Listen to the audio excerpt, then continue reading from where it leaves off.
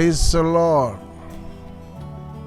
అమ్మా అని పిలిచావు ప్రభువా, ఎవ్వరు పిలవాని పిలుపు. ఆమేన్. ఈ లోకంలో ఎవరు పిలవలేని పిలుపు పిలవగలిగిన ఒక మధురమైన అనుభూతి కలిగిన దైవ కుమారుడైన యేసుక్రీస్తు ప్రభువారి నామములో మీకు శుభము కలుగునుగా. ఈ వేకువ విజ్ఞాపన కృపా వాగ్దానం వినిచున్న వారి మీకు శుభము కలుగును గాక. యేసుక్రీస్తు ప్రభువారు మత్తయి సువార్త 15వ అధ్యాయము 28వ వచనంలో అంటున్నాడు, అందుకు యేసు, అమ్మా నీ విశ్వాసము గొప్పది, నీవు కోరినట్టు నీకు అవును గాక అని ఆమెతో చెప్పాను. ఆ గడియలోనే ఆమె కుమార్తె స్వస్థత నొందెను. ఎంత మంచి మాట. దేవుని సన్నిధిలో బైబిల్ చదువుతున్నప్పుడు ఒక మంచి మాట నాకు ఎదురైంది ప్రారంభ దినాలు. ఆయన వాక్కు పంపి స్వస్థత చేశాను. ఏంటి? ఒక వైద్యుడు వెళ్ళి ఆమె స్వస్థపరిచాను అంటే బాగుండేది, ఒక వైద్యుడు వెళ్ళి ఔషధం ఇచ్చాడంటే బాగుండేది. కానీ వాక్కు పంపి స్వస్థపరచటమా? నా ప్రారంభ దినాలు ఆశ్చర్యపోయాను నేను. పరిశుద్ధ గ్రంథంలో ఈరోజు కృపావాగ్దానం అంటే నువ్వు కూడా అలాగ ఆశ్చర్యపడుతున్నావా? కనాను స్త్రీ అనే ఒక తల్లి తన కుమార్తె రోగి అయి సావసిద్ధంగా ఉంది.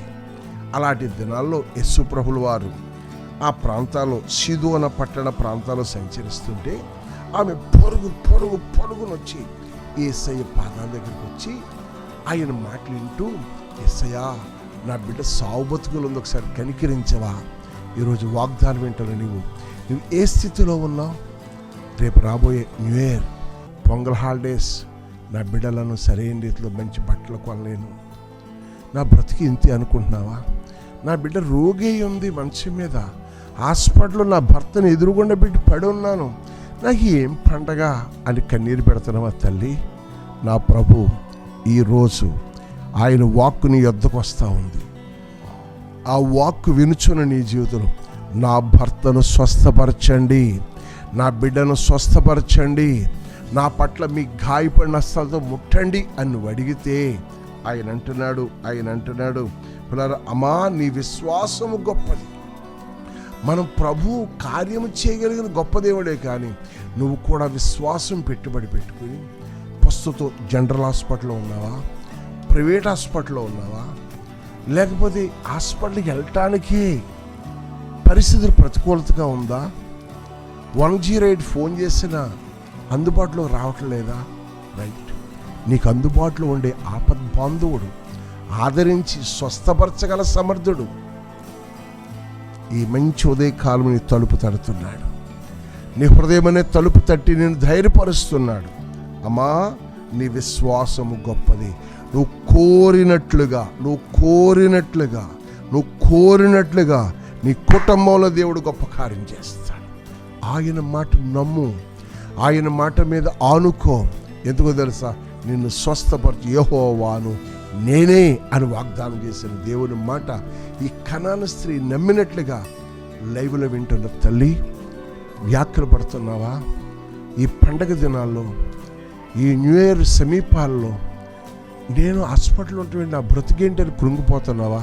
కృప కలిగిన దేవుని వైపు చేతులెత్తి నన్ను క్షమించి, నన్ను కనికరించి, ఇదిగో నా భర్తను తీసుకుని ఇంటికి వెళ్ళిపోవాలయ్యా. అమ్మా నీ బిడ్డతో హాస్పిటల్లో ఉన్నావా? నా బిడ్డను తీసుకుని ఇంటికి వెళ్ళాలయ్యా.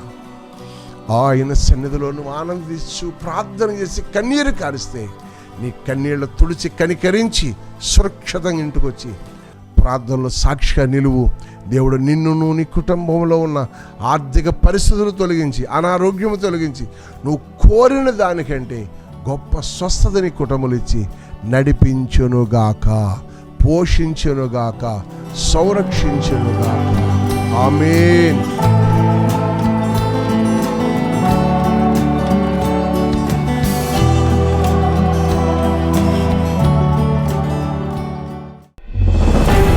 చిన్నమంద సత్య సువార్త 32వ వార్షికోత్సవ దీవెన పండుగలు ఫిబ్రవరి 3, 4, 5, 6 దీవెన గ్రౌండ్ కె గంగవరం నందు ప్రతిరోజు ఉదయం, మధ్యాహ్నం మరియు సాయంత్రం ముఖ్య ప్రసంగికులు పాస్టర్ జాన్ వెస్లీ గారు, Hosanna ministries Rajahmundry, pastor Abraham గారు, Hosanna ministries Guntur, pastor Varghese గారు విజయవాడ, పాస్టర్ జాన్ బాబు గారు చెన్నై, పాస్టర్ సునార్ జోసెఫ్ గారు కేరళ, చిన్నమంద క్వైర్ వారిచే అభిషేక ఆరాధన.